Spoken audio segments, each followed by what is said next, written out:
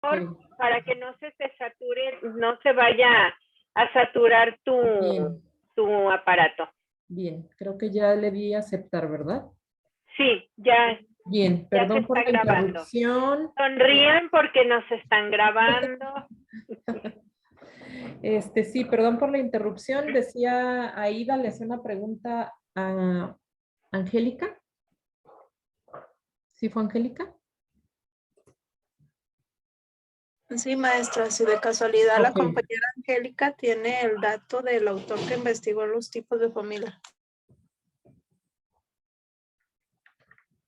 Tu micrófono, Angélica.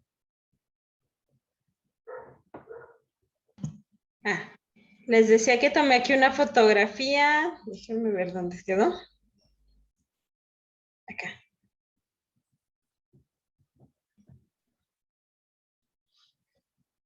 Ah, no tengo el autor. Pero creo que fue esta imagen, ustedes mismos nos la pasaron. Ya nada más la estuve ampliando estuve leyendo en Google. Pues sería interesante a lo mejor en el grupo de WhatsApp que cada uno de nosotros Ajá, mencionara como el autor que revisó y bueno, ya con tiempo cada uno de nosotros podemos como revisar esa información para ampliar los tipos de familia, ¿verdad? Sería una sí, buena opción. sí. Muy bien, muchas gracias. ¿Alguien más? Ah, Sí, Este, Rosy. No, perdón, Alicia, Alicia. hola. Sí, Rosy también, pero ahorita sigue Rosy. sí, bueno, yo hice el trabajo, lo subí de forma tardía, me disculpo, tuve una situación ahí de atención médica, pero bueno, los tipos de familia que investigué, bueno, son 8, que son la familia nuclear o la biparental, la monoparental, la familia adoptiva, la familia sin hijos, la familia de padres separados, la familia compuesta, la familia homoparental y la familia extensa. Y bueno, cada una de este tipo de familias tiene su propia definición. La familia nuclear es la que conocemos como la familia típica, es decir, la familia formada por el padre, por la madre y los hijos. En la sociedad generalmente impulsan a los miembros a que formen este tipo de familia. La familia monoparental, pues bueno, como su término lo dice, consiste solamente en uno de los padres que se hace cargo de la unidad familiar. Generalmente pues tenemos ahí a las mamás o a las papás solamente en la crianza de los hijos. Las causas de la formación de este tipo de familias puede ser por un divorcio, o por viudez o por una madre pues que quiere sacar adelante a sus hijos ella sola. La familia adoptiva hace referencia a los padres que adoptan a un niño, pese a que no son los padres biológicos. Pueden desempeñar un gran rol como educadores, equivalente al de los padres biológicos. La familia sin hijos se caracteriza por no tener descendientes. En ocasiones la imposibilidad de procrear de los padres les lleva a estos a una forma de adopción. La familia de padres separados es los progenitores se han separado tras una crisis de su relación. A pesar de que se niegan a vivir juntos, deben seguir cumpliendo todos los roles de padres, a diferencia de los padres monoparentales, en los que cada uno de los padres lleva toda la carga en la crianza del hijo. La familia compuesta se caracteriza por estar compuesta pues, de varias familias nucleares. La causa más común es que se han formado otras familias tras la ruptura de la pareja. Se trata de un tipo de familia más común en entornos rurales que en los urbanos, especialmente en contextos en los que hay más pobreza. La familia homoparental se caracteriza por dos padres o madres homosexuales que adoptan a un hijo. También puede haber familias homoparentales formadas por dos madres, aunque esa posibilidad suscita un amplio debate social. Y por último, la familia extensa, que se caracteriza por la crianza de los hijos, que está a cargo de distintos familiares, sea del abuelo, del tío. Pues básicamente esa es la información que pude obtener, lo obtuve en Google, no tengo la fuente Aida, pero ese es mi ejercicio de la clase. Muy bien. Muchas gracias, Alicia. A usted, Oye, maestra. sí me gustaría saber, antes de darle la palabra a Rosy, que nos comentaba que quería más o menos comentar, decir algo. ¿Para qué le servirá a una trabajadora social psiquiátrica el identificar el tipo de familia con la que estamos trabajando? Pues es básicamente conocer el contexto en donde se desarrolla el paciente o donde convive el paciente, dependiendo si es una familia nuclear o, bueno, pues según el tipo de familia, pero básicamente para conocer la red de apoyo y si esa red de apoyo va a favorecer la adherencia al tratamiento o hay alguna situación que no ayude a que el paciente continúe con un tratamiento psiquiátrico. Ok. Lo considero así. Ese sería uno de los puntos, ¿verdad? Que nos pudiera servir. Muy Sí, bien, maestra. muy bien. Rosy, ¿quisieras comentar algo? Y ahorita vamos Pues con Ana. solo agregar que también aquí yo encontré lo que son familias de acogida, Ujú. las familias monoparentales que ya había comentado Alicia, pero hay monoparentales simples y compuestas. Es donde una madre tiene, cuando son simples, tiene 2 hijos, pero cuando ya es compuesta o extensa, la madre soltera tiene más de 2 hijos con ella. También la familia nuclear, que ahora se llama familia nuclear biparental, cuando están ambos padres con sus hijos. La familia compuesta, que también se llama reconstituida, donde están los hijos de la primera familia, los hijos de las, bueno, en este caso se supone que hay un matrimonio, el matrimonio rompe, pero las parejas vuelven a contraer una unión, ya sea matrimonio o no, pero ambos llegan con sus hijos y ellos mismos tienen otros hijos. Es lo que dicen que los tuyos, los míos y los nuestros, ¿no? Algo así más fácil. Las familias sin hijos, que ahora yo les comentaba la vez pasada, las llamadas familias DINC, donde ellos eligen no tener hijos, pero sí tener una solvencia económica estable y para ellos la prioridad pues es viajar, tener un estatus social, tener una profesión o tener esta estabilidad económica. También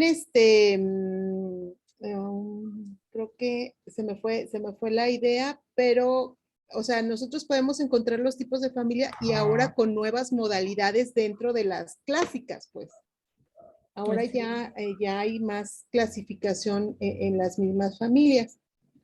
Creo que nada más no encontré, pero también hay, por ejemplo, grupos de amigos que viven en un solo domicilio, que por ejemplo son los estudiantes o primos o así, pero de alguna manera viven en un solo domicilio y ellos también tienen un nombre, nada más que no lo encontré, y que también son un tipo de familia. Ok, Sí, gracias. muy bien. ¿Y para qué crees que nos sirva Yo identificar? creo que esto es parte del historial de la familia, del paciente, o sea, es parte de su historia, de su origen. Y si nosotros conocemos el origen, pues vamos a conocer muchas partes, muchas situaciones que nos van a ayudar a entender la personalidad del paciente, a entender su estructura mental, su contexto social y familiar. Creo que esto es básico, o sea, saber de dónde viene el paciente, cuál es su origen. No es lo mismo un hijo que viene de una familia adoptada o de acogida, que ya tiene una historia previa, a un hijo que nace en una familia nuclear y que de alguna manera nos ayuda a entender qué es lo que está pasando en su propia dinámica, su dinámica familiar. Ok, muy bien, muchísimas gracias, Rosy. Y a propósito de lo que comentabas, encontré por aquí que hay familias atomísticas, que son las que, digamos, son personas que solamente duermen en la misma casa y entonces, digamos, es como otro tipo de familia, ¿no? Y también nos está diciendo Aida que hay familias criminógenas, ¿verdad? E incluso está compartiendo, entiendo, puede ser como la fuente, ¿verdad, Aida? Sí, maestra, pues ahorita es lo que yo tengo, ahorita en este momento, el que tengo acceso de los tipos de familia, igual como había comentado, de la maestra, bueno, de la licenciada y abogada y perito Tere Andrade, y había visto ese artículo de la UNAM, que en efecto habla de tipos de familia de la UNAM, pero pues sí, son diversos autores. También yo el primer autor que identifiqué de tipos de familia, pues en el 2006 por la maestra, la doctora, en paz descanse, Tere de la Mora, también académica de la UDG, y pues con ella por los tipos de familia básicos, ¿no? Extensa, nuclear, compuesta y hasta ahí, pero pues al día de ahora sí son diversidad de familias, y la que como pues recientemente nos compartió la compañera, Rocío, tal como dice que en efecto también los individuos como los roomies que viven juntos, que no necesariamente necesitan tener lazos consanguíneos, pero viven juntos por temporadas, entonces ellos también son un tipo de familia. Ok, Gracias. muy bien. Ahorita te doy la palabra. Tengo pendiente a Ana y tengo pendiente a Brenda. Sí me gustaría comentar un documento que me pareció muy interesante y que lo elaboró el Instituto de Investigaciones Sociales. El autor es Heriberto López Romo, y me parece interesante cómo él hace una investigación digamos, en toda la República Mexicana y maneja 11 tipos de familia. Y además él da como porcentajes dentro de la República Mexicana de esos tipos de familia. Valdría la pena que ustedes tuvieran acceso a ese documento. Yo lo puedo compartir por medio de Elizabeth vía WhatsApp, y para que lo tengan y lo puedan revisar. ¿Verdad? Ahora sí, Ana. No sé si también es del mismo artículo del que está hablando. Bueno, por lo menos yo me basé en ese, en mi tarea, y justo la pregunta que había realizado hace rato sobre las familias, pues el que yo leí hablaba un poco sobre estos porcentajes de estas 11 tipos de familia que nos podemos encontrar en México. La verdad, el artículo se me hizo muy interesante, es muy corto, digo, no sé si es del mismo que estoy hablando, pero yo me basé Sí, en uno 6 páginas. relacionado.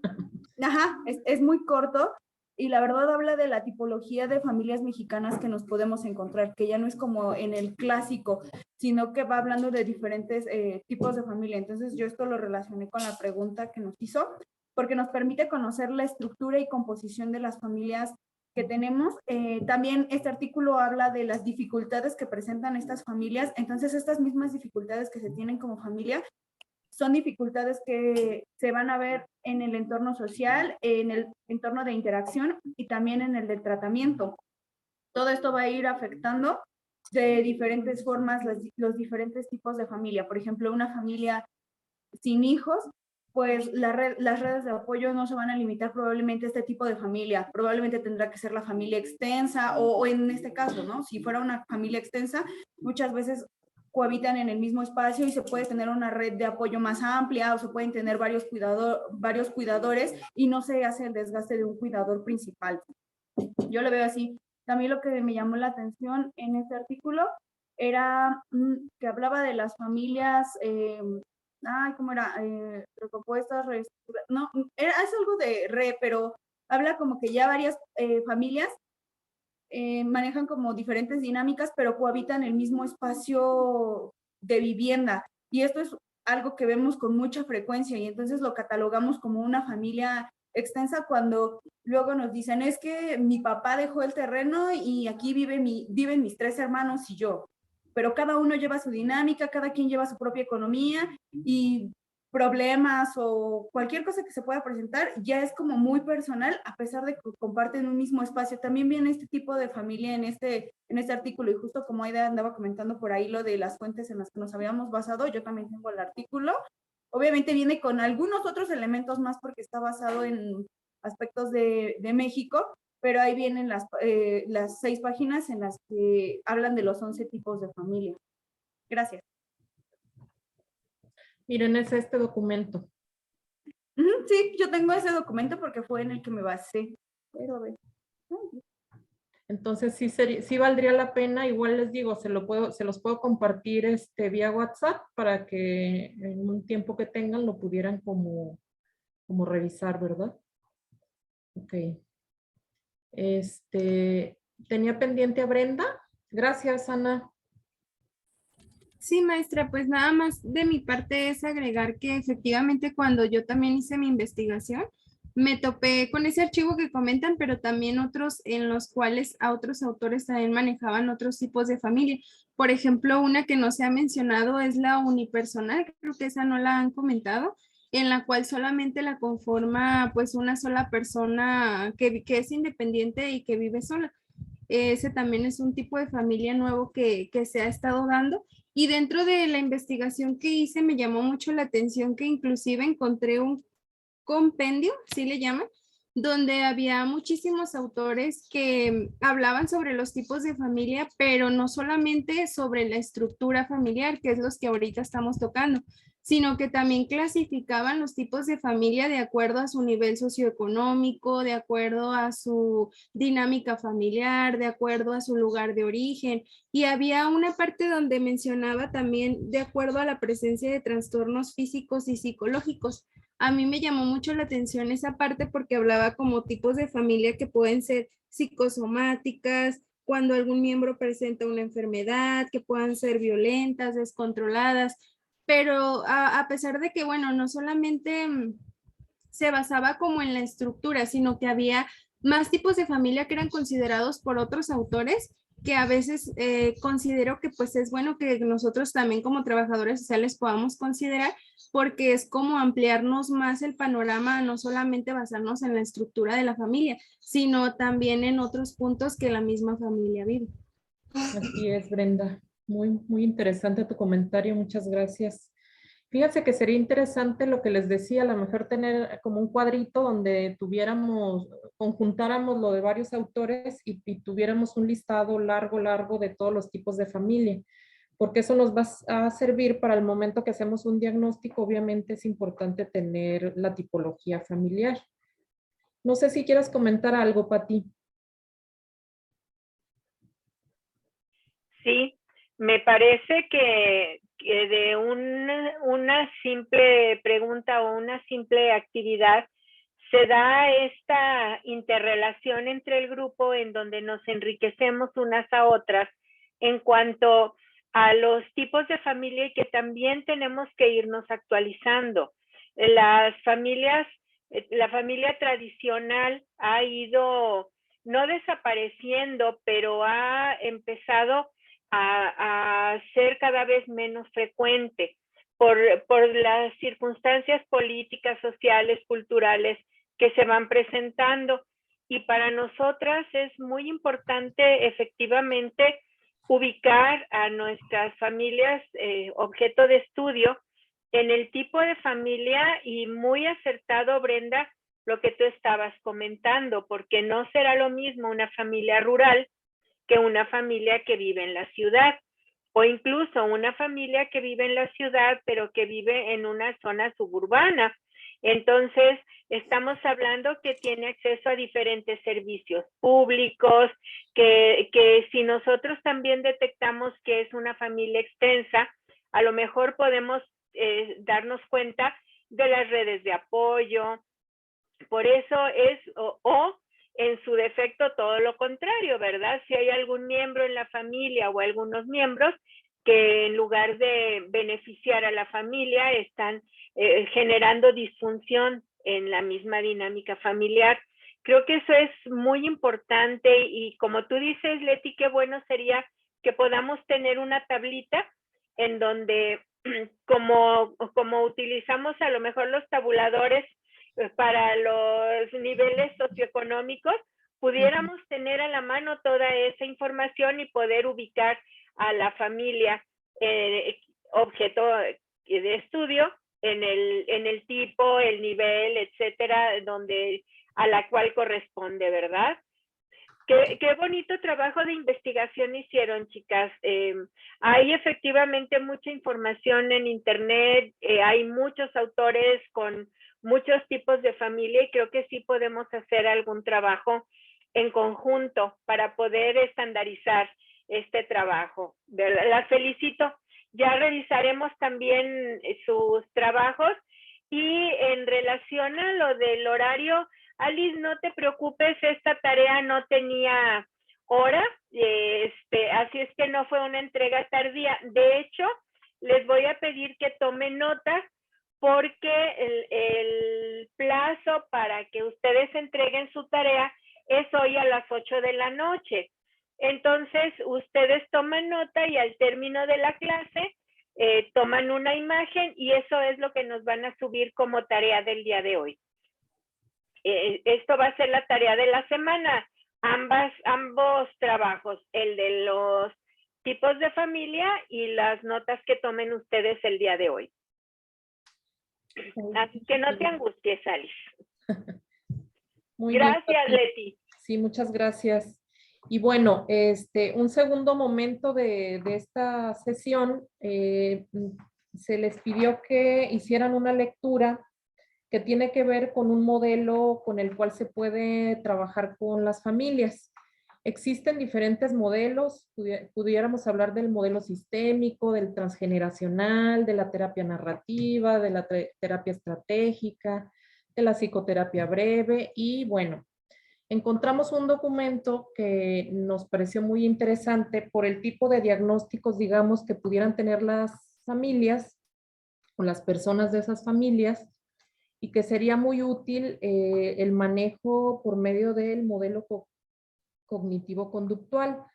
Les vamos a pasar un pequeño video antes de hacer la exposición para que nos quede un poquito más claro lo que vamos a trabajar el día de hoy. Entonces, nada más déjenme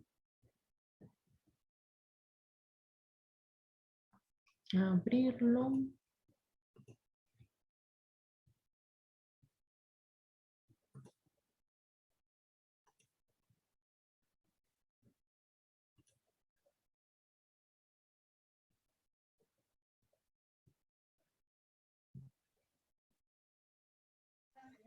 Yo, si me permiten Sí, compartir, Aida. gracias. Yo también he visto que de autores institucionales, pues meramente el DIF, el Desarrollo Integral de la Familia, también tiene o procura tener actualizados los tipos de familia. Yo el último manual de tipo de familia del DIF, pues fue que tengo o que he tenido acceso es el mismo de hace 10 años. Entonces también ahorita así que tenemos una compañera del DIF, pues también si ella tiene acceso al manual institucional de donde trabaja, de donde colabora, pues también si no lo pudiese compartir, también es valiosísimo. Gracias. Claro. Perfecto. A ver.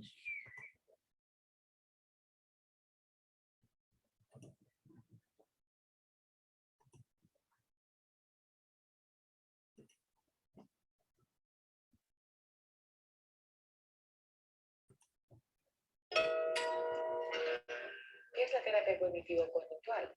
Bueno, pues es una terapia psicológica de corto plazo que generalmente implica ¿Se escucha? Bien.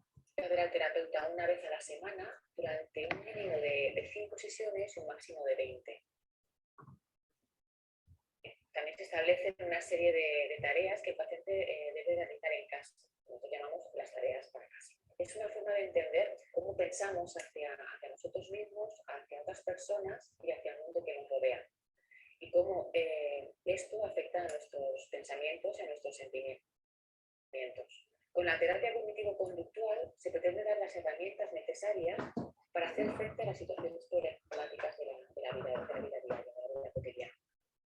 El tratamiento se llama cognitivo-conductual porque se focaliza en patrones de pensamiento y también en los comportamientos. La persona interpreta los hechos, las situaciones, los eventos en base a su información previa y estructura el mundo en base a su percepción de este, que está influenciada tanto por sus creencias, esquemas incorporados de un aprendizaje previo. Esto es lo que llamamos el modelo ABC, donde A sería la situación, qué es lo que me pasa, o qué es lo que está pasando. B sería viviendo. Y C serían las consecuencias, tanto emocionales de cómo me siento ante esta situación y conductuales, cómo actúo, qué es lo que hago frente a esta situación. La investigación científica demuestra que la terapia cognitivo-conductual es eficaz para un gran número de trastornos, como puede ser la depresión, algunos trastornos de ansiedad, como fobia social, trastorno de pánico, estrés postraumático, incluso también tratamientos, trastornos alimentarios y un largo etcétera de problemas.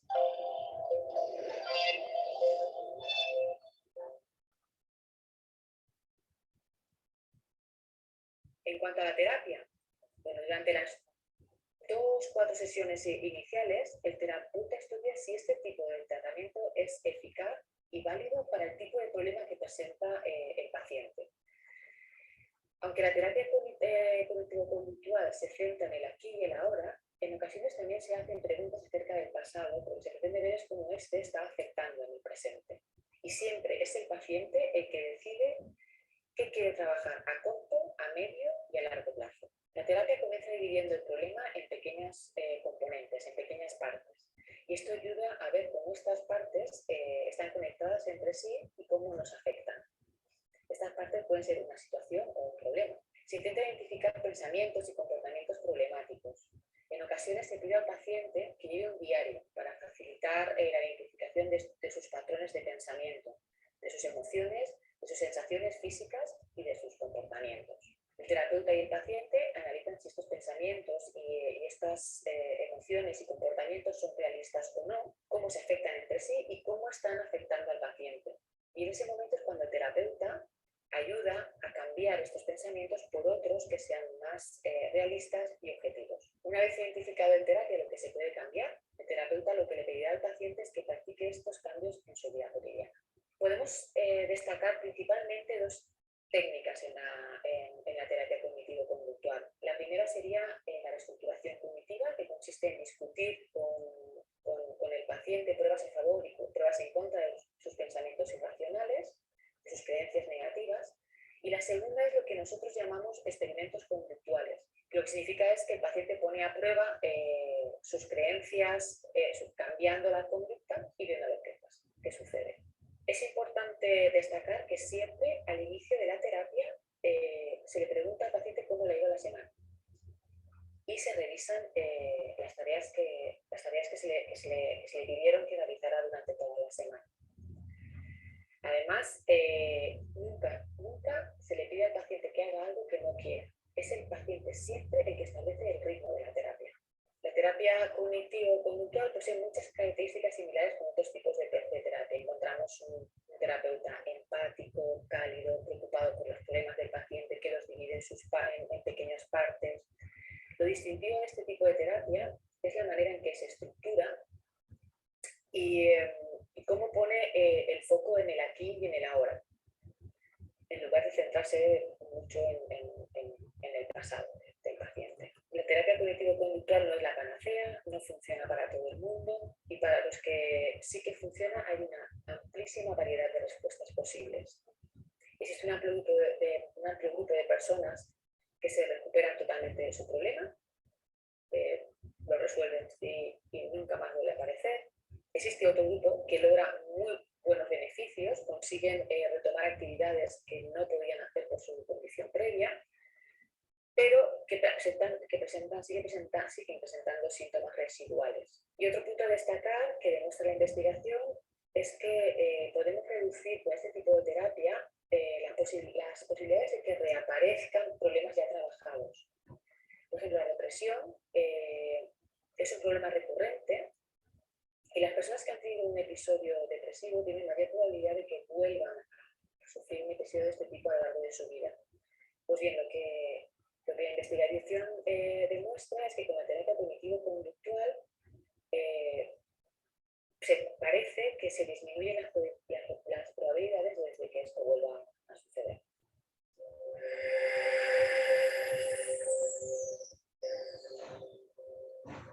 Listo. Pati, no sé si quisieras compartirnos la presentación. Claro, voy a empezar a compartir pantalla.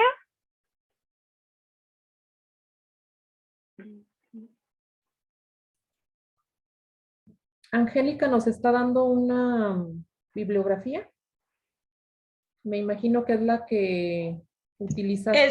Sí, es que preguntaba Ida y ahorita lo busqué Bien. y ya vi que de ahí es donde saqué la información. Perfecto. Muchas gracias.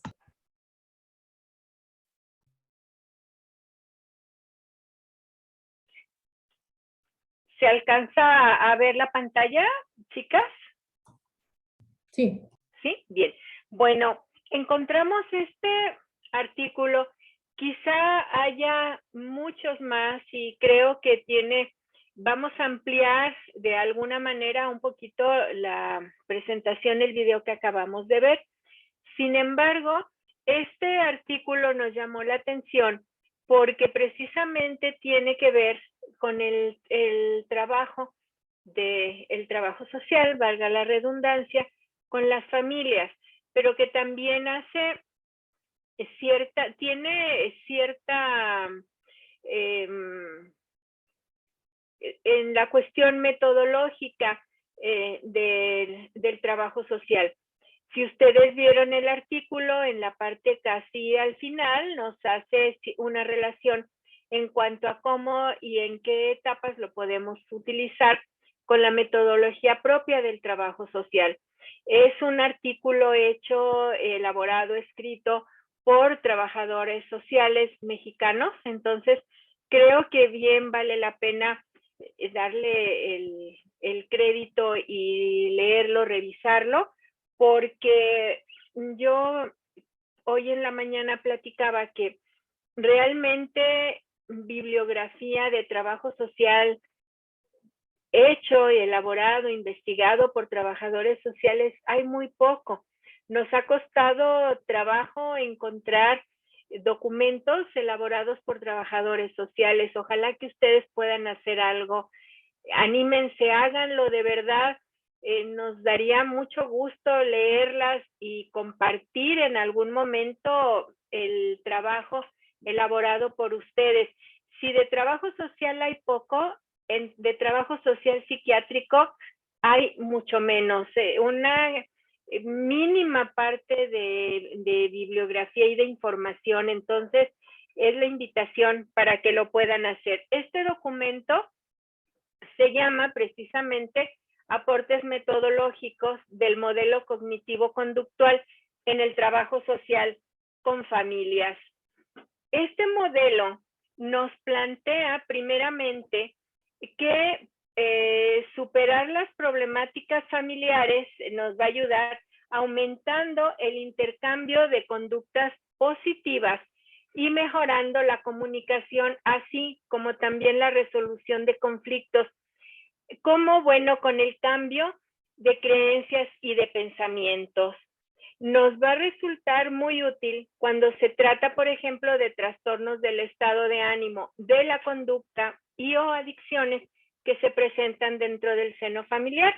Lo escuchábamos en el video, pues que este es un modelo de terapia en donde se ha comprobado, y en el artículo que les compartimos, allí vienen artículos documentados que han funcionado tanto en trastornos de ansiedad como depresión, como en adicciones, en la ludopatía, por ejemplo, y vienen con sus autores cada uno y los resultados que se han obtenido de cada uno de ellos.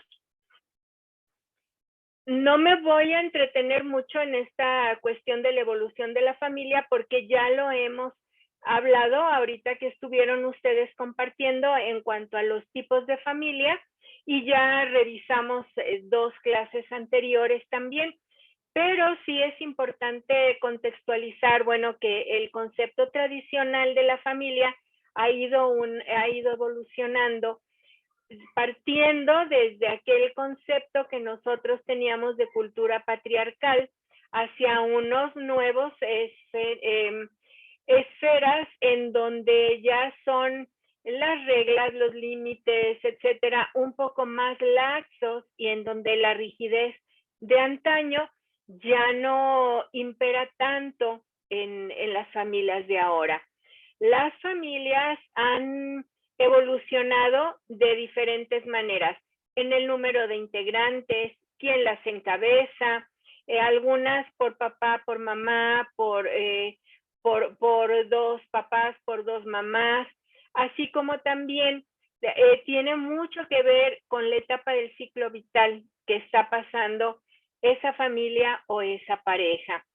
Existen ahora una mayor libertad para poder elegir quiénes van a ser los miembros de la familia que los constituyen. Incluso nos compartían pues que puede haber una familia uniparental. Entonces, hay un aumento considerable en los hogares con una jefatura femenina, en donde hay un 35%, 33.5% de mujeres solteras que entre los 15 y los 54 años han tenido por lo menos un hijo y son jefas de familia.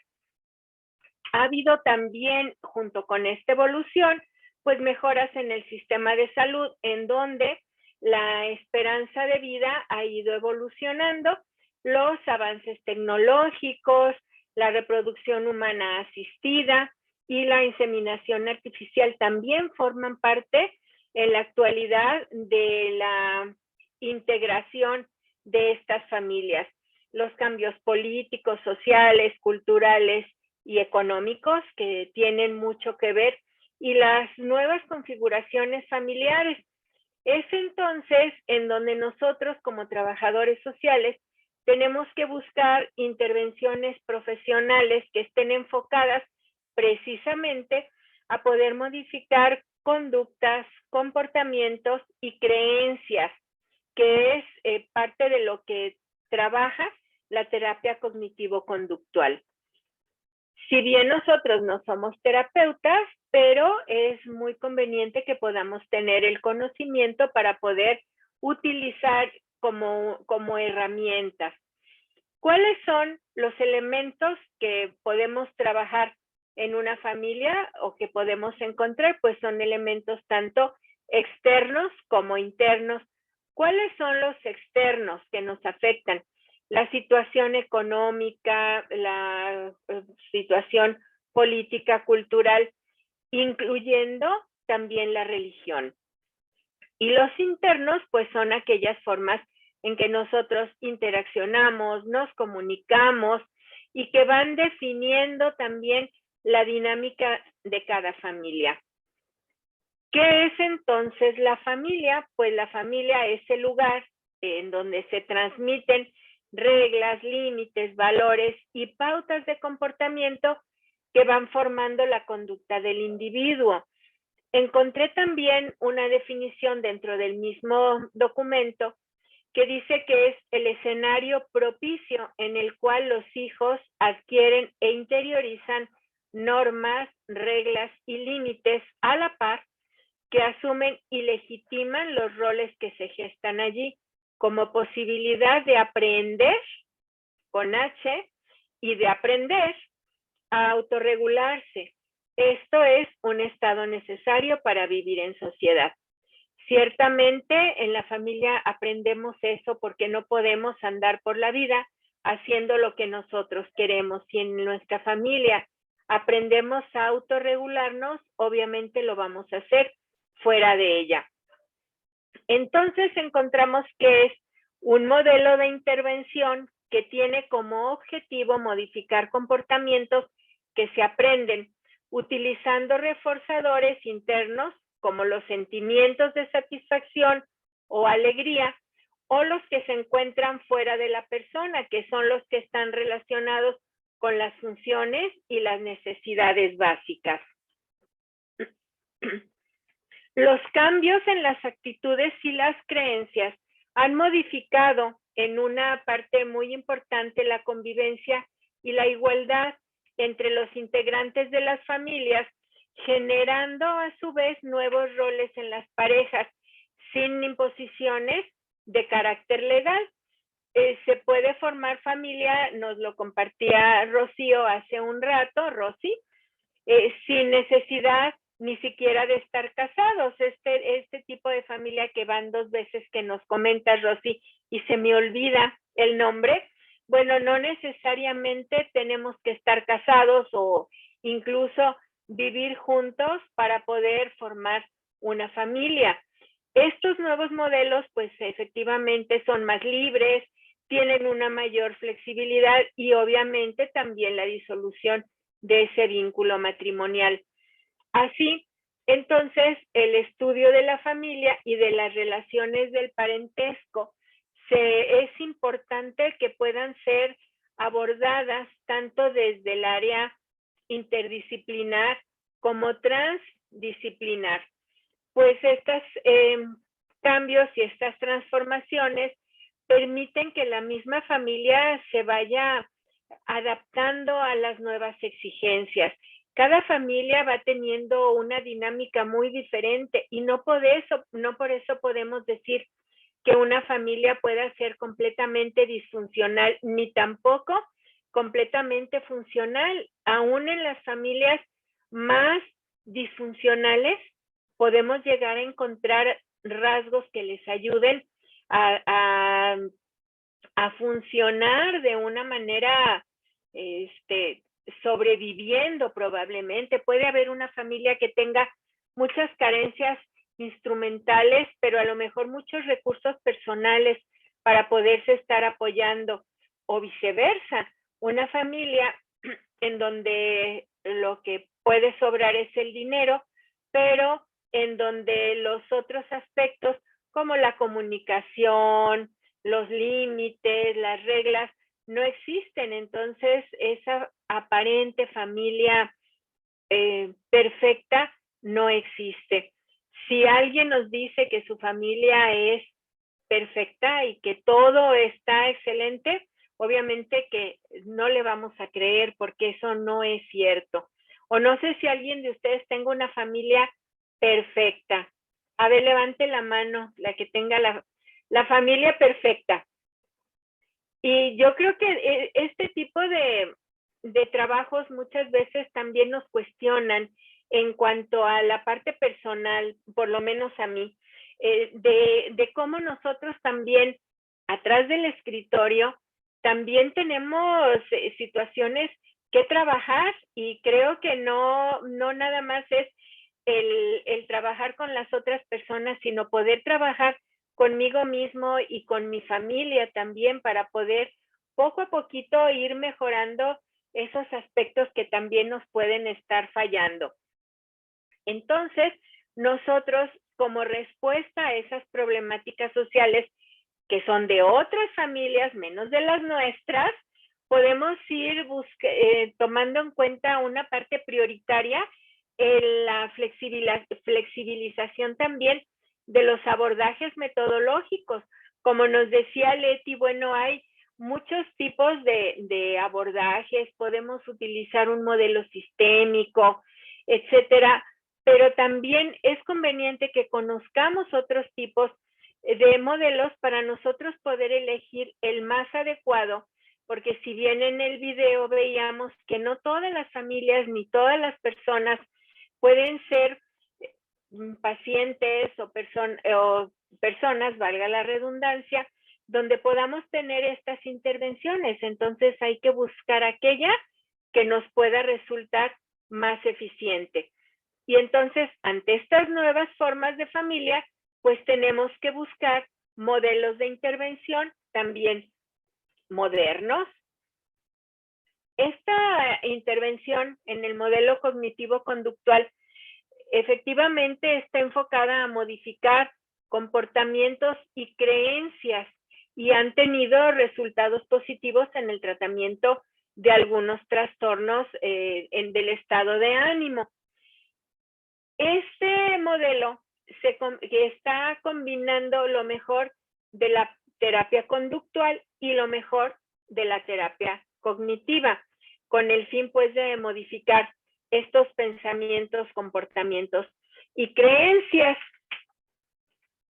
Está diseñado para principalmente reforzar aquellas conductas adecuadas y ayudar a desarrollar habilidades específicas y el control de los estímulos, así como para poder manejar las contingencias ambientales que las mantienen. Su propósito al modificar estas conductas y experiencias no adecuadas, pues es que se puedan reemplazar unas conductas por otras para poder tener unos comportamientos más adecuados. Y se concreta, se concentra en la identificación, modificación de los pensamientos, procesos y estructuras cognitivas de una persona. Aunque en muchas de las ocasiones también nos encontraremos algunos pacientes que tengan ya como esas creencias muy enquistadas, o podemos encontrar también algunos tipos de familias, algunas familias que tengan sus creencias que sea muy difícil de poderlas modificar. Entonces en ellas hay que buscar algunos otros recursos, algunas otras habilidades para poder ir interviniendo con las familias. ¿Cómo funciona entonces el modelo cognitivo-conductual? La fundamentación teórica nos dice que estas teorías cognitivas, primeramente la cognitiva, se desarrollaron en el ámbito de las teorías psicológicas del aprendizaje con una propuesta científica experimental en el comportamiento humano, y está determinada por los principios de la psicología del aprendizaje y por las teorías cognitivas. Y nos establece 3 formas de aprendizaje. La primera es el condicionamiento clásico o respondiente de Pavlov. Creo que esto lo vimos en la secundaria, lo vimos en la escuela con mucha frecuencia. Entonces, esto está relacionado con el estímulo-respuesta, y el segundo es el condicionamiento operante de Skinner, que se produce cuando se consideran las consecuencias de una conducta para no volverla a repetir. Entonces nosotros aquí ya estamos modificando o tratando de, con el pensamiento, con nuestro pensamiento, ubicar que esa conducta que pudimos haber tenido no es la conducta más adecuada, cuáles fueron las consecuencias, y entonces a su vez no repetirla. Lo utilizamos muchas veces en casa con nuestros hijos, ¿verdad?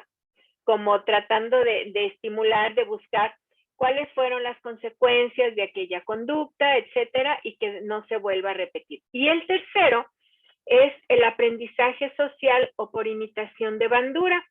Esto postula que el aprendizaje es el fruto de la interacción social y de repetición del comportamiento del entorno, también denominado aprendizaje por imitación, y proporciona una plataforma de alternativas de conductas más o menos interiorizadas. Entonces, estas teorías se fundamentan pues en estas 3 formas de aprendizaje. La fundamentación también nos dice que están basadas en el supuesto de que muchos de los comportamientos que nosotros tenemos están determinados por nuestros mismos pensamientos, y entonces se va explorando cómo la mente puede controlar la manera como se afectan a los estímulos, analizando las creencias que nosotros tenemos. Dentro de esta orientación se destaca también la terapia cognitiva de Beck, la cual específicamente se enfoca en tratar los trastornos, los casos de ansiedad y de depresión, que este tipo de enfermedades o estas enfermedades son muy características en la actualidad en las personas que tienen situaciones de vida muy difíciles. Y también parte de la percepción que tienen las personas afectadas altera sus comportamientos. Cuando nosotros tenemos un paciente y lo vemos con las familias con las que trabajamos, un paciente con un mal control farmacológico, con muchas recaídas, nos afecta de una manera importante. Lo vimos la semana pasada con la emoción expresada, Y esto genera en el familiar, en el cuidador, en muchas de las ocasiones, trastornos severos de ansiedad y de depresión. Hace años estuve yo llevando a cabo un programa de orientación a papás de niños con trastorno por déficit de atención y quiero compartirles que les apliqué a todos ellos antes del programa psicoeducativo unos cuestionarios para poder detectar ansiedad o depresión en ellos. Y créanme que una gran cantidad de pacientes, más del 50%, tenían algunos rasgos de depresión y de ansiedad, pero otros más, trastornos de ansiedad verdaderamente importantes, en donde fue necesario derivarlos también a ellos a buscar atención psiquiátrica. Entonces, aquí este tipo de terapia nos puede funcionar de una manera importante. Perdón, Leti, ¿quieres hacer algún comentario? Fíjate que me estaba acordando de la importancia de unificar criterios de intervención en una institución. Me parece muy interesante lo que es la terapia cognitivo-conductual, que más bien yo la he visto que la aplican los psicólogos, por ejemplo, en el hospital se capacitó a todos los psicólogos para que hicieran intervención con los pacientes en terapia cognitivo-conductual. Y entonces unifican criterios y el manejo es como más estándar. En lo que se refiere a trabajo social, recibimos una capacitación todas las trabajadoras sociales en el área de orientación familiar, de manera que pudiéramos como unificar criterios de intervención. Eso me parecería excelente que se haga, digamos, en las instituciones. Y bueno, es un área de oportunidad para las trabajadoras sociales el tener habilidades y capacitación en otras áreas, como pudiera ser la terapia cognitivo-conductual para el manejo de familias, que eso ya es, digamos, responsabilidad también de cada una de nosotros en habilitarnos y capacitarnos pues en lo que más nos funcione para intervenir con familias, pero que tengamos un conocimiento teórico para poder llevar a cabo esa intervención, ¿verdad?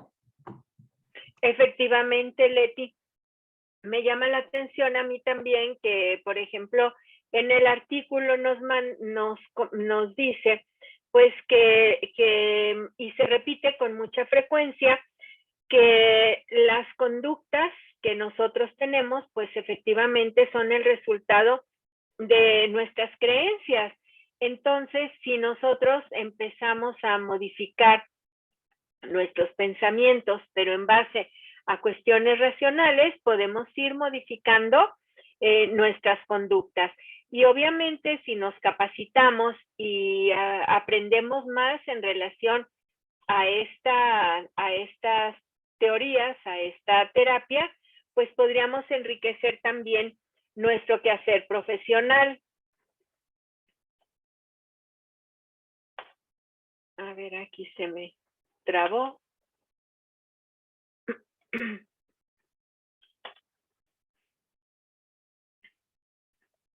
Nos dicen pues que las premisas epistemológicas de este enfoque se basan en la fenomenología y en la corriente humanista existencial.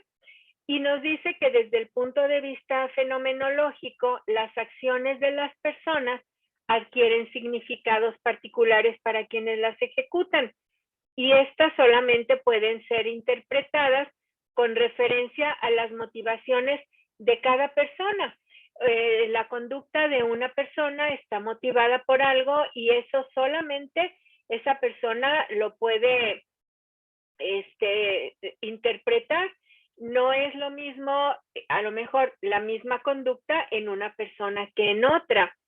Y en el existencialismo, el sujeto es un ser en el mundo. Participa en el diseño de la estructura de las relaciones significativas. El ser humano entonces tiene la libertad de actuar, pero también la responsabilidad de optar y de hacer elecciones ante la vida. Y el humanismo pues se centra en la capacidad del ser humano de escoger, crear, interrelacionarse y buscar significados y valores. Y cree también en la potencialidad de la persona y parte, como lo escuchábamos en el video, del aquí y el ahora. Entonces, esta terapia se basa en la premisa de que el autoconocimiento de una persona y su forma de procesar la información con respecto a sí misma y a su mundo son los determinantes principales para el humor y su conducta.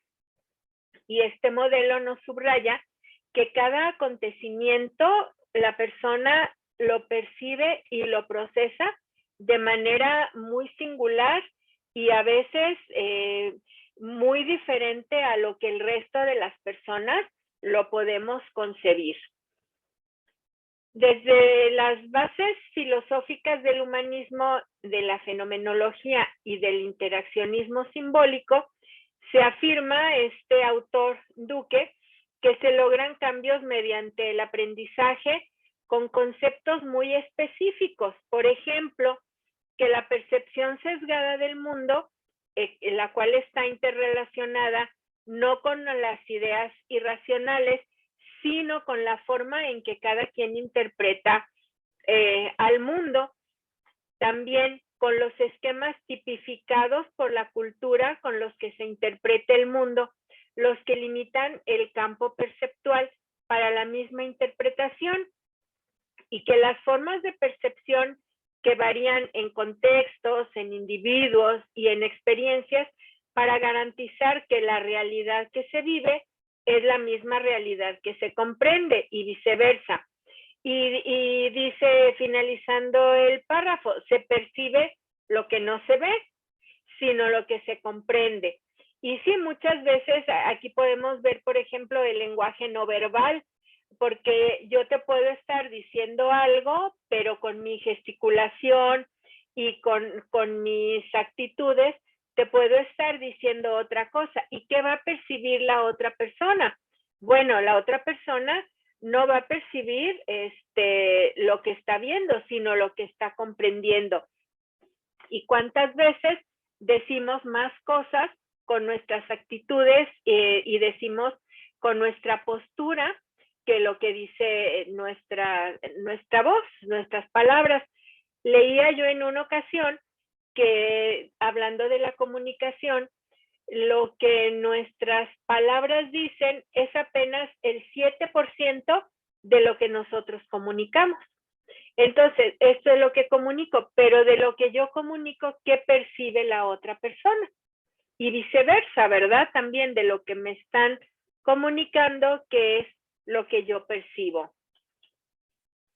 Entonces, la interpretación cognitiva de los acontecimientos va a constituir una corriente de conciencia en el individuo. O sea, que los pensamientos vienen siendo como imágenes visuales automáticas, las cuales se van dando de una manera muy rápida y que van reaccionando a las situaciones que se van presentando cada día y frecuentemente no están sujetos a un análisis sistemático, sino que se van dando y es tanta la rapidez con las que se van dando y que se van asimilando, que entonces estos pensamientos corren de una manera muy rápida. Entonces, la hipótesis central que maneja este modelo es que la conducta adaptada o inadaptada, deseada o no deseada, ha sido aprendida por medio de refuerzos que han sido proporcionados por el entorno. Y aquí yo lo relacionaría con lo que nos compartía Rosy cuando nos compartió lo de los tipos de familia y veíamos de qué me sirve entonces, cómo me sirve el conocer el tipo de familia con el que yo estoy trabajando, pues precisamente porque yo podría en mi diagnóstico ya saber qué tipo de familia, con qué tipo de familia voy a trabajar de acuerdo a su entorno, a cómo está compuesta esta familia, y entonces las conductas de adaptaciones, conductas inadaptadas o no deseadas, de dónde podrían estar surgiendo, de esos aprendizajes que tenemos en las mismas familias. Entonces, se centra pues en cambiar una conducta por otra, una conducta no deseada por una conducta deseada, y basada en la corriente psicológica del conductismo, que tiene su origen en la conducta humana.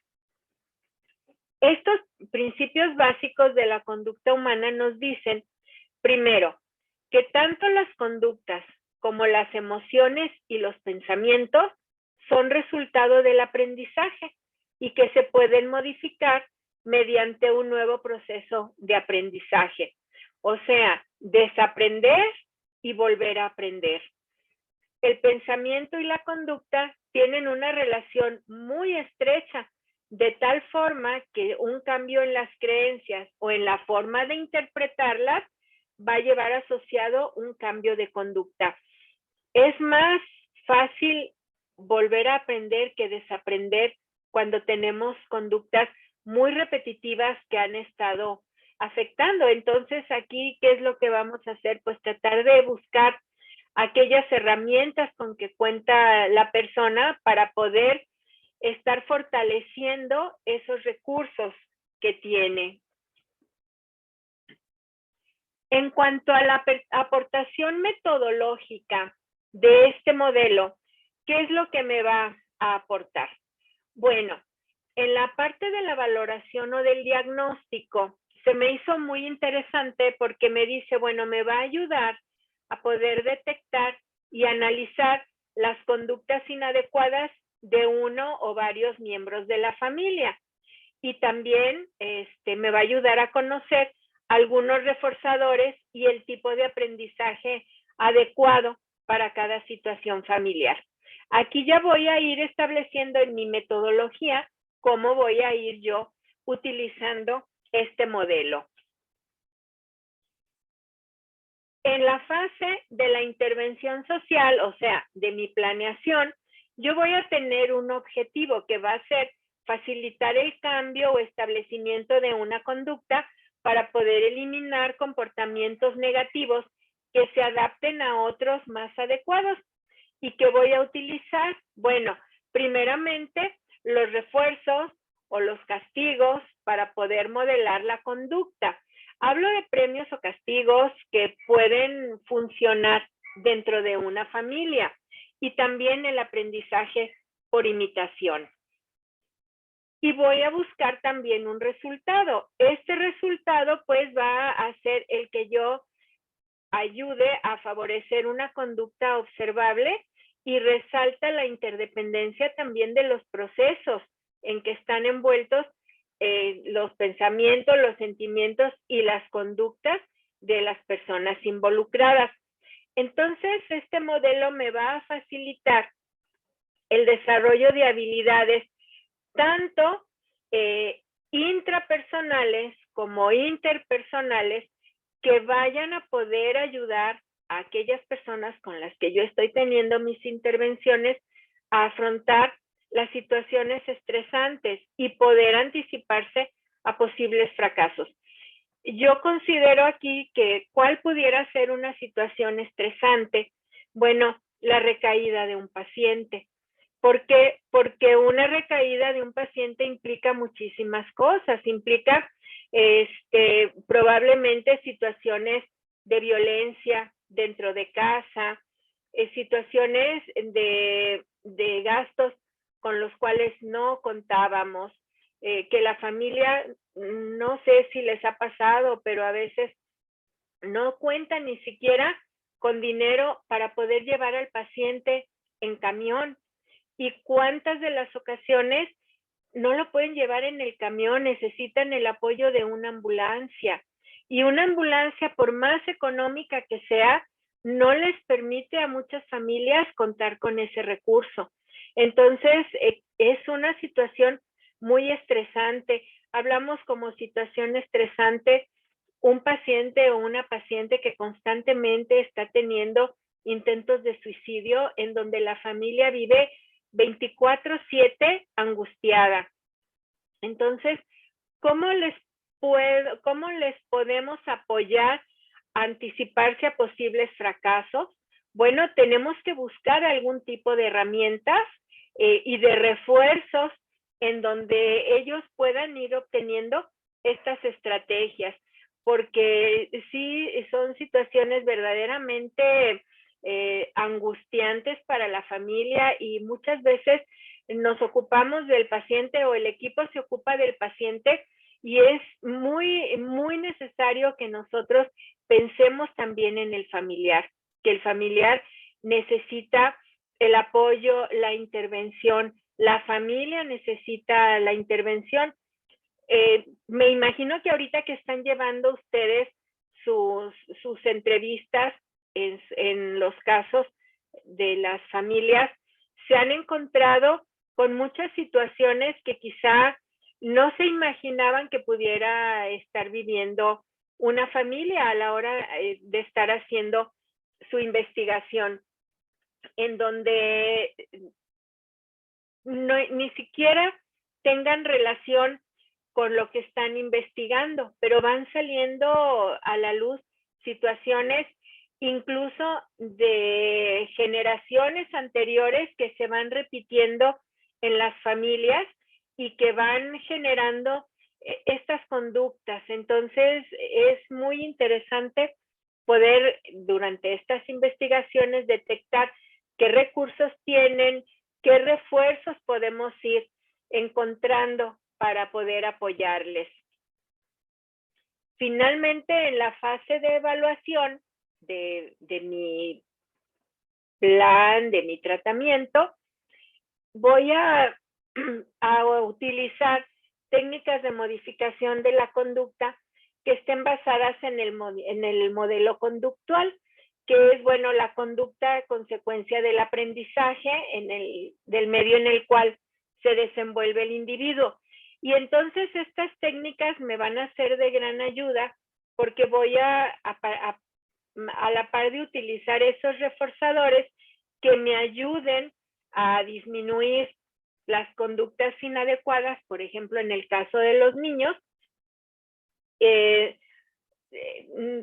más fácil encontrar reforzadores o utilizar premios y castigos con los niños que ya con una persona adulta, pero finalmente la misma familia nos puede ir dando pautas para que nosotros podamos encontrarlos. Estas técnicas van a constituir una referencia a la hora que yo vaya a evaluar la efectividad de mis acciones. Entonces, va a aumentar la probabilidad de que las conductas adecuadas se puedan estar presentando y obviamente a disminuir la probabilidad de las conductas inadecuadas, disminuyendo los comportamientos indeseados.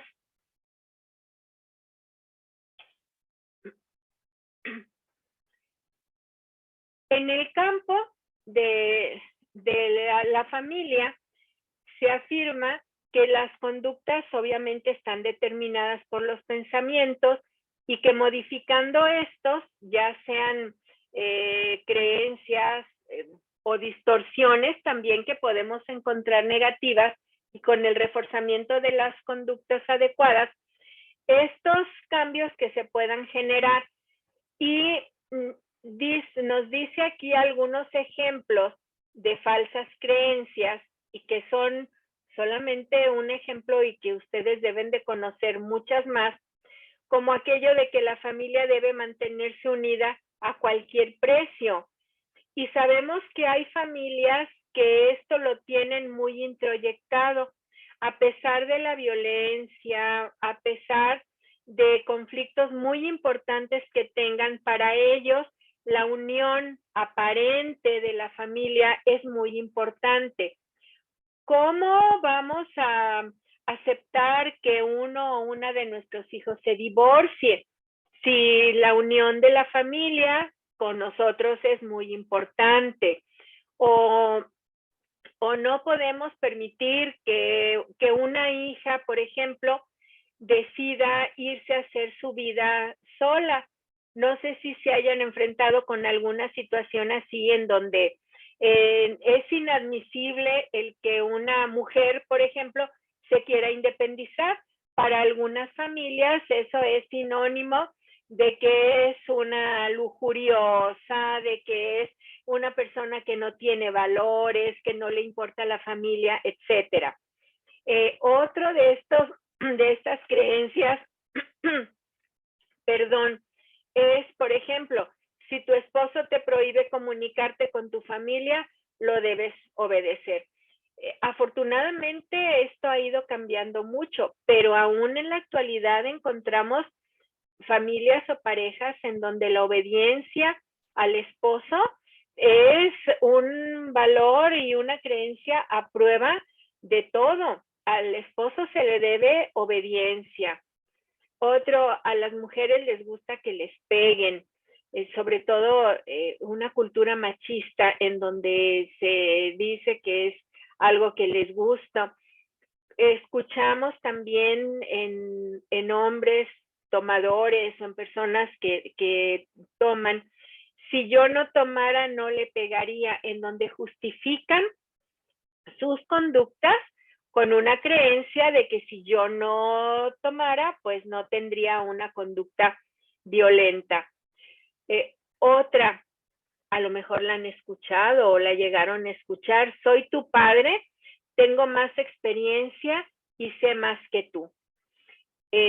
Debería ser como tu primo.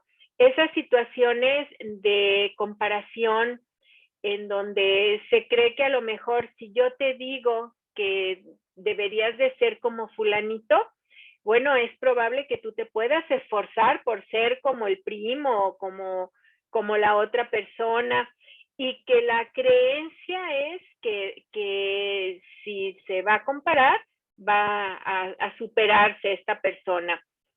La creencia de que vas a estudiar para que te vaya bien en la vida. Bueno, ciertamente tiene esto una buena parte de verdad, pero no todas las personas que han o hemos estudiado nos ha ido tan excelentemente en la vida como lo hubiéramos soñado alguna vez, o viceversa. Ustedes y yo conocemos personas que no han estudiado, incluso a veces que escasamente leen y escriben, y les va bien en lo económico, en lo personal, en lo familiar. Esto no es como una ley, ¿verdad? Y que todo lo bueno cuesta, los papás están pasados de moda, no me entienden, o cuando se tiene la creencia de que siempre hay otro hermano que es el consentido. Y así piensa cada hermano de la familia, ¿verdad? Todos piensan que el otro es el consentido, los demás piensan que es el uno y no el otro, ¿verdad? Entonces, este tipo de intervenciones o de modelo nos ayuda para que a través de las mismas conductas, de los mismos reforzadores, de modificar pensamientos, se puedan minimizar este tipo de problemáticas. ¿Cómo lo voy a hacer? Bueno, pues a lo mejor investigando, a ver, ¿de veras tu hermano es el consentido? A ver, vamos viendo por qué motivo o por qué lo piensas, y resulta que al final de la entrevista, pues me doy cuenta que yo soy el consentido y no mi hermano, ¿verdad? Y esto me ayuda a cambiar también mis creencias. Nos maneja también en el campo familiar 5 pensamientos que pueden ser trabajados para buscar unas nuevas interpretaciones y también ir creando competencias y habilidades. Uno nos dice que todo evento tiene una causa y un efecto, ¿no? Que todo es causal. Segundo, todo es consecuencial. Todo suceso tiene sus consecuencias. ¿Sí o no? Bien o mal, bueno o malo, siempre hay consecuencias. El tercero, que es medio y fines. Con los medios adecuados, bueno, vamos a lograr los objetivos. El otro, el número 4, que es el alternativo. Podemos seleccionar aquellos pensamientos que puedan ser más convenientes y entonces poderlos utilizar de manera alternativa. Y el último, que se llama en perspectiva. ¿Qué es esto? Que es saberse poner en el lugar del otro para comprender su situación. También lo llamamos empatía, ¿verdad? De poder nosotros, nosotros o aquella persona con la que nosotros estamos trabajando, invitarle a que se ponga en el lugar de aquella persona que a lo mejor está criticando o que siente que no le entiende. Por ejemplo, en una ocasión el doctor Medina nos compartió, no sé si tú recuerdes, Leti, en unas jornadas de actualización en Puerto Vallarta, un tema, y a mí me llamó mucho la atención cuando él nos comentaba que cuando un familiar le pregunta cómo puede tratar a un paciente psiquiátrico, él simplemente le decía, trátalo como tú quieres que te traten a ti, como a ti te gustaría que te traten. Y ponte en el lugar que a esta persona le tocó la enfermedad que tiene, como una rifa, vamos, como a alguna persona le puede tocar tener ojos azules, o como nos tocó tener el cabello chino, o lacio, o ser altos, o ser bajitos. Así de esa manera a esa persona le tocó tener un padecimiento mental. Entonces, piensa que pudiste haber sido tú. Y eso es muy real porque es algo que tenemos muy cerca o que tienen muy cerca. Y creo que a mí me ha funcionado. Cuando yo he utilizado este pensamiento en algunas entrevistas, la verdad es que me ha funcionado porque muchas de las ocasiones la familia está tan embotada que ni siquiera se les ha ocurrido pensar y es más fácil juzgar por qué no se toma el medicamento, por qué no entiende que está enfermo, por qué no hace esto, por qué no hace lo otro. Y entonces el que tú le digas que se ponga en su lugar, que tú qué harías si tú tuvieras ese padecimiento, la verdad es que sí los hace cambiar su pensamiento. Fíjate, Pati, me estoy acordando, sí recuerdo esa situación que sucedió con el doctor.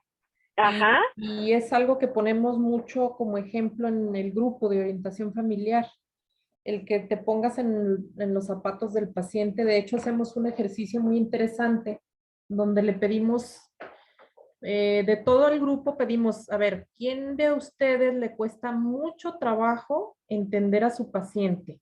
O que se desesperan con mucha facilidad o que no tienen la paciencia suficiente. Bueno, ya levantan la mano, 1, 2, 3. Elegimos a uno de ellos, lo pasamos al frente y luego además le pedimos a otras 2 personas que nos apoyen para el ejercicio. Entonces, la persona que pasa al frente la sentamos ahí al frente en una silla y con las otras 2 personas platicamos con anticipación y les decimos que ellos van a ser como las voces.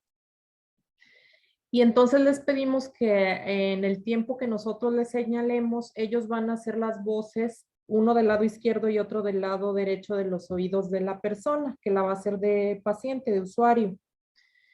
Y entonces, además le pedimos a esa persona que le vamos a dar ciertas indicaciones para que ella esté anotando o esté dibujando, la que la va a hacer como de paciente y que nos tiene que atender a nosotros. Bueno, hacemos el ejercicio, le empezamos a decir a la persona que está al frente sentada, oye, necesito que me digas cuántos años tienes, cuántos hijos tienes, si eres casado. Le empezamos a hacer como una entrevista, pero a la vez están las voces hablando, o sea, las personas que nosotros elegimos como voces. Entonces, la verdad es que la experiencia que hemos tenido es que luego la gente se queda como sacada de onda de que, a ver, espéreme, es que no le entiendo lo que me está diciendo, las instrucciones que me está dando no las puedo seguir porque pues no me dejan escuchar las personas que tengo aquí a los lados. Y entonces ya hacemos la reflexión. Imagínate que tú tienes una enfermedad mental y que además tienes que vivir con esa enfermedad el resto de tu vida, las 24 horas del día, donde a lo mejor ves cosas que no existen, escuchas cosas que no son reales, te imaginas situaciones que tampoco son reales, todo el tiempo estás escuchando voces que te dan indicaciones. Y entonces créanme que la respuesta de los familiares es como de muy impresionados porque además dicen, yo no podría vivir de esa manera, o sea, sería demasiado pesado para mí vivir de esa manera. Y entonces les decimos, pues entonces sucede que los pacientes, muchos de los usuarios, es así es como viven su vida. Y entonces imagínate que además tú tiene un familiar que todo el tiempo lo está molestando y le está diciendo que está loco, que no sabe hacer nada, que es un flojo, que no trabaja, que no aporta nada a la familia. Le digo, ahora imagina, ya de por sí es difícil cargar la enfermedad o tener la enfermedad y estar como lidiando con todos los síntomas, como para todavía tener que tolerar, porque así les decimos, tener que tolerar a los familiares con una actitud muy agresiva. Entonces, ese ejercicio nos sirve mucho para sensibilizar a los familiares porque finalmente, pues sí se van como muy movidos, pues, y pues lo que obtenemos es cambio de conducta en los familiares, que ahora sí tienen un poco más de sensibilidad y empatía con los pacientes, ¿verdad? Sí, qué importante, Leti, de verdad es tratar de que el familiar se ponga en los zapatos, en el lugar del paciente, porque no es fácil juzgar, pero no es fácil poder entender. Y bueno, esto con los pacientes que manejan ustedes, con nosotros en el hospital de estancia breve, con aquellos pacientes que probablemente se están deprimiendo con mucha frecuencia y bueno, ay, otra vez, ya vas a estar en la cama, es que eres un holgazán, etcétera, etcétera, no se quiere levantar. Pues no es que no quiera, es que no puede. Entonces, sí es son estrategias y herramientas muy importantes que nosotros podemos manejar tanto a nivel individual como a nivel grupal, que pueden ayudar, en este caso, a los familiares a modificar sus pensamientos y como respuesta sus conductas, que es el objetivo de este modelo. Y entonces en el ámbito familiar nos sirve muchísimo porque nos va a ayudar a motivar a la familia para lograr estos nuevos aprendizajes, a reaprender o a desaprender esas conductas que normalmente se tienen, hablando, por ejemplo, de las conductas de crítica que abordábamos la semana pasada con la emoción expresada, de crítica, de hostilidad, de sobreinvolucramiento, de sobreprotección, muchas veces hacia los pacientes, que van haciendo, que hacen pues o que generan que nuestros propios pensamientos, aquello que nosotros introyectamos, que nosotros pensamos que le puede ayudar, finalmente no le ayuda. Por el contrario, nuestra creencia es que le ayuda, o la creencia del familiar, pero no le está aportando a un crecimiento para el paciente. Por el contrario, le está obstaculizando la independencia, la individualización del mismo paciente o de aquel miembro de la familia con el cual nosotros estamos trabajando. Este modelo que inicialmente, bueno, partía de los 3 principios que les decía yo, ha estado evolucionando y ahora, bueno, es el modelo integrado que se llama cognitivo-conductual, que primeramente inició como conductual, buscando pues ir cambiando todos esos patrones de conductas y de pensamientos. Que obviamente a todo mundo nos ayuda mucho el cambio de pensamiento. Hay algo que también es muy importante que nosotros aprendamos a manejar y que al mismo tiempo podamos ayudar a nuestras familias a trabajarlo, que es la solución de problemas o la solución de conflictos, porque muchas veces las familias se enfocan tanto en un problema que finalmente el problema no es el problema. El problema principal es la forma como nosotros vemos el problema. Y que a la hora que lo ves de otra manera diferente o que los enseñas, como bien decían en el video, a ir viendo el problema, pero de a poquito en poquito, lo vas desmenuzando y te das cuenta que no es tanto el problema. Lo podemos nosotros incluso en nuestra vida personal, cuántas veces nos damos cuenta que es más grave la reacción que tenemos que realmente la situación que lo está generando. Algunas de las conclusiones generales que podemos hacer de las mismas distorsiones que hay en el entorno familiar pueden ser como muy absolutistas, como de buscar siempre el todo o el nada.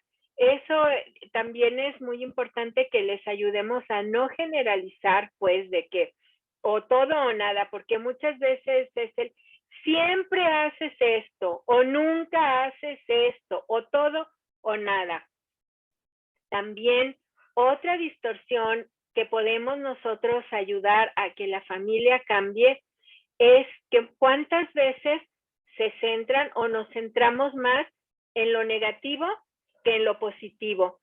Si una persona hizo muchas cosas positivas, pero una poquita negativa, pues hacemos más visible lo negativo que lo positivo. Entonces, aquí es importante que les enseñemos y que nos enseñemos también nosotros a visualizar más aquello positivo, resaltarlo.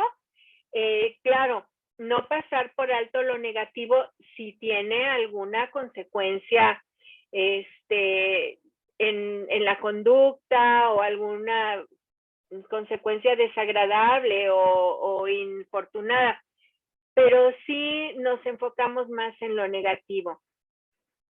Otra distorsión también es minimizar los logros personales y magnificar aquellas cosas que no se tienen. Por ejemplo, en el caso de un niño que saca, no sé, un 8 en sus calificaciones, es muy probable que para un niño que tenga trastorno por déficit de atención, por ejemplo, sacar un 8 sea más valioso que para un niño brillante sacar un 10. Entonces, es importante que los papás puedan entender que ese 8 tiene mucho valor y que se puedan entender bien esos logros que van teniendo y que a lo positivo también se le dé el valor que tiene y lo negativo que se le pueda interiorizar a la persona, hacerles ver pues que no es lo más adecuado, sino poder distinguir que si una cosa salió mal, no es porque la persona sea mala o porque la persona lo quiera hacer a propósito. Bueno, es que salió mal porque las cosas salieron así, pero no porque seas una persona mala. Igual el razonamiento emocional, esto que es el enjuiciamiento, pues, y el culpabilizar. Lleva implícito la valoración moral de los hechos y el de culpabilizar a alguien. Es tu culpa, X, no sé, es culpa tuya que le haya sucedido esto o esta otra cosa a los niños, o en el caso de los pacientes. Por tu culpa no hice mi vida. Ándale. Los familiares, ¿no? Por cuidarte, no me casé. Exacto. No hice mi vida. Así, eso es muy frecuente escucharlo y creo que vale la pena hacerlo ver y nos lo expresan con mucha frecuencia los familiares, sobre todo aquellos familiares ya entrados en años, ¿verdad?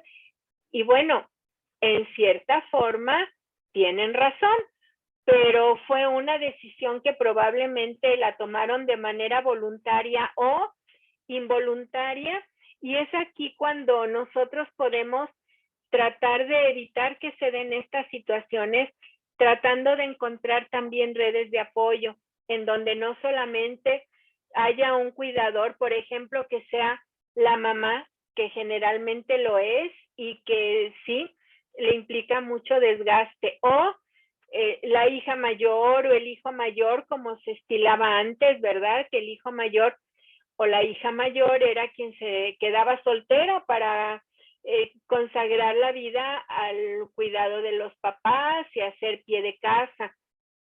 Y que esto llegaba a cobrar, pues, el que por tu culpa no me casé o por quedarme a cuidarte no hice mi vida, y que generaba muchas veces conductas violentas hacia los padres.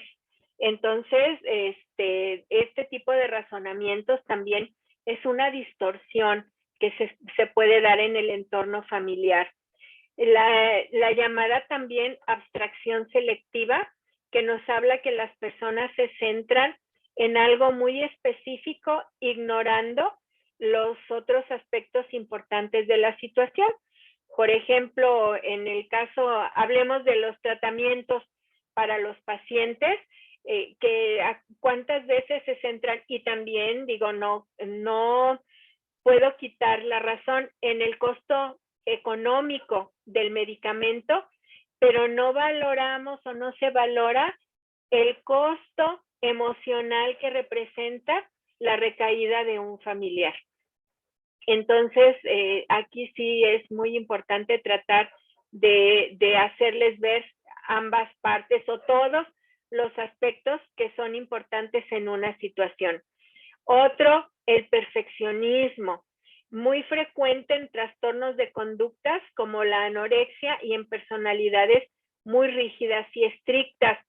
Y fíjense que sí, si nosotros vemos, por ejemplo, a chicas o personas que tienen trastornos de la alimentación, en muchas de las ocasiones nos damos cuenta que desgraciadamente pues tienen mamás muy perfeccionistas, y esto les afecta muchísimo porque, bueno, la mamá lo hace de una manera muy reiterativa, muy reiterativa. Esto, estás gorda, vas a engordar, si comes esto te vas a poner gorda, etcétera. O aquellas personas que son muy rígidas y estrictas, aún consigo mismas o con la misma familia. Y bueno, aquí creo que repetí lo mismo en cuanto a la abstracción selectiva. Las conclusiones de este artículo, no voy a tratar de ser muy breve porque creo que ya andamos sobre el tiempo, pues nos habla de estos nuevos modelos de familia que nos exigen nuevos modelos también de poder trabajar con ellos, buscando pues estos cambios a través de cambios de conducta, a través también de modificaciones de creencias, de modificaciones de pensamientos, y que cuando se tienen estas intervenciones en el modelo cognitivo-conductual, un comportamiento se va a presentar también como respuesta de los comportamientos o del comportamiento de otros miembros de la familia. Entonces, todo esto va influido, pues como veíamos anteriormente, con las creencias. Que no todas las familias pueden ser también, no con todas las familias podemos aplicar este modelo, que cada familia puede responder de manera diferente. Tenemos pues que ver, y me gustó mucho esto que leí que dice que históricamente el profesionista de trabajo social interviene con grupos en general. Sin embargo, la intervención con familias desde este modelo, trabajándolo, puede ser efectivo considerando algunos principios básicos. Primero, no olvidarnos que el grupo familiar es un espacio en donde nosotros interactuamos y aprendemos. Segundo, que la familia nos puede ayudar a tener cambios personales. Y tercero, que la dirección del grupo familiar en lo terapéutico va a ayudar a aumentar el bienestar de todos los integrantes.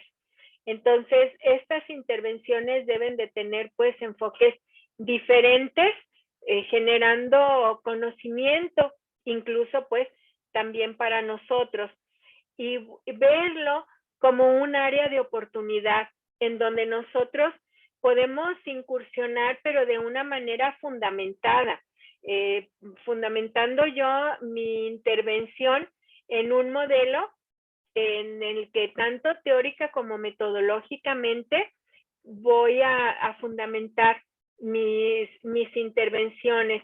Y esto lo hemos hablado muchas veces, le va a dar un valor a mi forma de trabajar, va a profesionalizar mi intervención, que creo que es lo que estamos buscando los trabajadores sociales para podernos hacer presentes, porque es mucho de lo que nos critican, que somos empíricos al trabajar.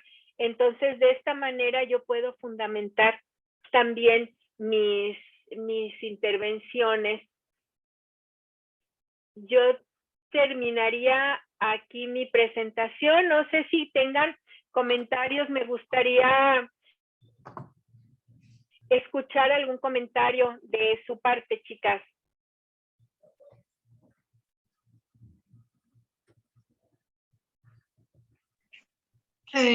Yo, Pati, quisiera comentar, este modelo de intervención también, bueno, no solamente es aplicado por los psicólogos, pues, que llevan este modelo cognitivo-conductual, y qué tan importante es poder modificar en los miembros, en el paciente o en los miembros de la familia, estas cogniciones rígidas, sin ser flexibles, pues, para la buena convivencia y para la misma situación de adherencia del paciente, ¿no? Entonces, sí me parece muy importante todo lo que nos comentaste ahorita, y sobre todo poder modificar esos pensamientos, ¿no? Modificando nuestros pensamientos, vamos a modificar nuestras conductas. Claro, y fíjate, Alice, que a lo mejor muchas familias pueden ni siquiera tener acceso con un psicólogo.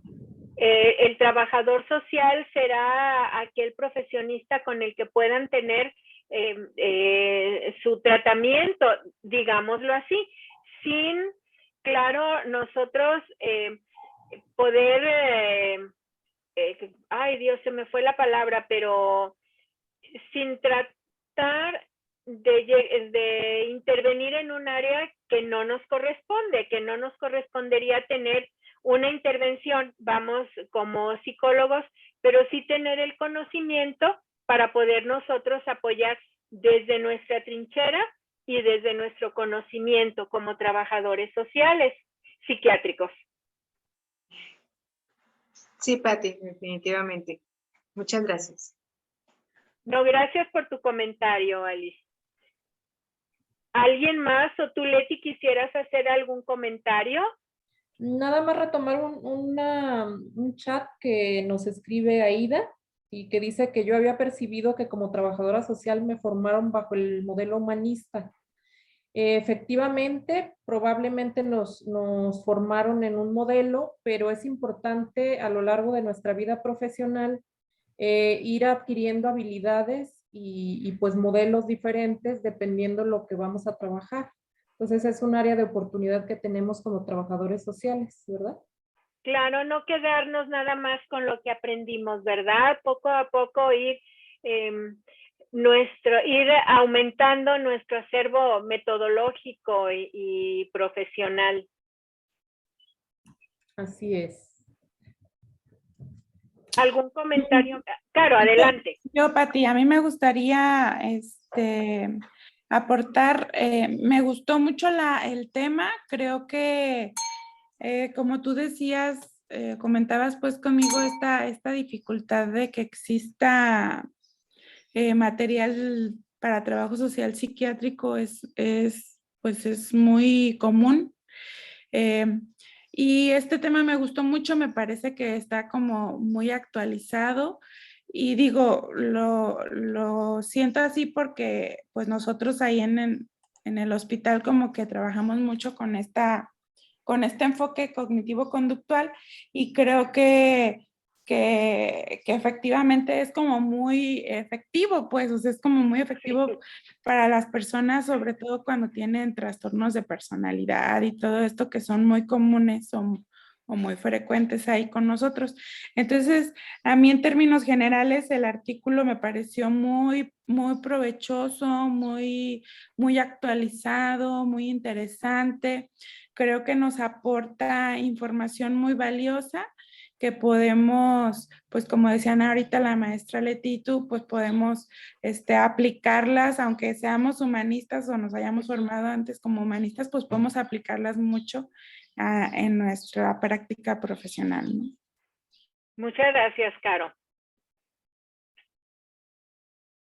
¿Algún comentario más, chicas? Porque ya estamos casi sobre el tiempo. Adelante, Rosy. A ti, nada más, si pudiéramos concretizar así como en un ejemplo sencillo, una acción cognitivo-conductual en un paciente o no en el paciente, más bien en la familia, ¿cuál podría ser? O sea, me parece muy interesante el tema, me parece que debemos de ir leyendo cada parte del libro, de los apuntes que nos dieron, porque me parece que cambiar o modificar una idea para cambiar el comportamiento, pues no es tan sencillo, ¿verdad? Claro. Hay que primero hacer toda una sesión de conciencia de cómo estamos actuando para poder entender qué conducta no me favorece y poder hacer un cambio en relación a la idea y por supuesto a la conducta. Pero a una sencilla, ¿pudiéramos poner algún ejemplo? Mira, yo te repetiría ese ejemplo que nos comentó, que les compartía yo del doctor Medina, de cómo te gustaría que te trataran y así trata a tu paciente. Para mí así es muy concreto esa parte claro, hablando de un paciente con un trastorno psiquiátrico y a lo mejor de difícil control o un paciente que está siendo violentado incluso por la familia. Así de esa manera tan concreta yo te daría ese ejemplo de ponernos en los zapatos del otro, de ver la empatía. Para mí, no sé si conteste tu pregunta, Rosy. Yo también quisiera comentar algo. Por ejemplo, nosotros lo ponemos muy fácil a los familiares y es este tipo de modelo. Le decimos, primero pensamos, luego sentimos y luego actuamos. Eso es lo cognitivo-conductual. Pienso, siento y actúo. Y entonces es lo que trabajamos con los familiares en relación a cualquier situación que se dé con el paciente, ¿sí? Si, por ejemplo, yo estoy pensando que el paciente es flojo y que no quiere trabajar y que se está haciendo el loco, porque así lo dicen, pues entonces nosotros vamos con la familia a explorar y a revisar ese pensamiento. Y entonces, digamos, refutamos con ciertas cosas que sí hace el paciente, a lo mejor te ayuda a barrer la calle, entonces no necesariamente es un flojo. O luego les decimos, bueno, una persona que está enferma va a presentar tales características. Entonces entenderás que la persona está enferma, no es que es flojo, es que está enfermo. Entonces los llevamos hacia cambiar precisamente ese pensamiento para que entonces ellos tengan un sentimiento diferente y entonces actúen de manera diferente con el paciente. Digamos, también- así se me ocurre darte como el Ajá. ejemplo, ¿no? De Y lo que también hacemos. podría ir acompañado con el modelo basado en tareas, porque al final de cuentas, con esta reflexión, análisis, conciencia de la situación, pues también se dejan tareas, acciones, actividades, que esto también les permitirá hacer un cambio de pensamiento sobre lo que están ellos creyendo. Fíjate, Rocío, qué padre que estás, o sea, estamos sacando ahorita como la creatividad de cómo puedo implementar a lo mejor yo mi propio modelo. Pues Rosy, es una oportunidad que tienes de poder implementar un nuevo modelo metodológico de trabajo y que luego nos lo presentes, Rosy. Que lo escribas, que lo hagas, lo escribas y nos lo presentes. Sí, son áreas de oportunidad definitivamente, en donde cada una, dependiendo de nuestra creatividad y del área en la cual nos desenvolvamos, podemos ir viendo qué nos funciona y qué no nos funciona y cuál será lo más adecuado para nuestra población. Gracias, Rosy. Si ya no hay más pendientes, Pues, Pati, adelante, Leti. sí, ya estamos sobre el tiempo y Sí. solamente quisiera verificar si llegó Citlali, ¿no? Y si llegó Mayra, tampoco. Bueno, igual Pati. Maestra Leti, Mayra sí estuvo.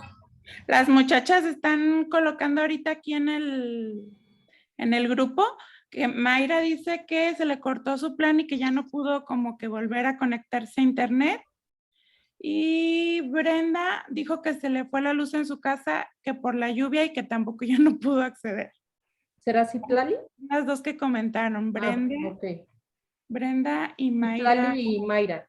Ujú. Ok. Por problemas. Pues si externos. gustas, Carito, pedirles si pueden subir su tarea, si lo que hayan hecho, tomar la imagen, igual ustedes, chicas, si toman la imagen de lo que hayan, de sus notas que hayan tomado y subirlas a la plataforma de Classroom como su tarea del día de hoy. Entonces, si no hay más, son las 8:02. Daríamos por terminada nuestra clase del día de hoy. Les agradecemos muchísimo su asistencia, su permanencia, su presencia y nos vemos la próxima semana, Dios mediante. Perdón, Ana, ¿tú querías opinar algo? Veo que está tu manita levantada. No tengo la manita levantada. Muy bien, muy bien. Bueno, pues muchísimas gracias, Leti, muchas gracias. Gracias. Nos vemos la próxima semana, muchachas. Buenas muchas noches. gracias. Buenas noches. Que estén bien. Igualmente.